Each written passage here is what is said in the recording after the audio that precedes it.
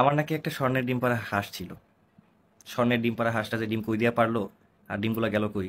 আহাদ এখন ভুলে গেছে তার স্বর্ণের ডিম পাড়া হাঁসটা কোথায় গেল। আসলে কি আখি তাদের পরিবারে জোর করে এসেছে? কখনোই তো না, তাকে এনেছে বলেই সে এসেছে। আজকে তিশা তাকে এনেছে বলেই আখি তার পরিবারে এসেছে, অথচ এখন সব কিছু দোষ তিশার উপরে আখির উপরে চলে গেছে কেন? সেটা কেন যাবে আখির উপরে? আপনারাই বলেন এখানে আখি কি ভুল করেছে? অনেকে কমেন্ট করেন যে আখি তাদের পরিবারে গিয়ে ইয়া করেছে, তাদের ঝামেলা করেছে। কোন কারণে? তারা না নিলে আখি কি যেতে পারতো? কেন সে আমাদের সাথে তখন ভিডিও করছে? আচ্ছা, তাহলে প্রত্যেকটা জিনিসের উপর যদি অধিকার হয়, আমাদের লোনের উপরেও তো তার।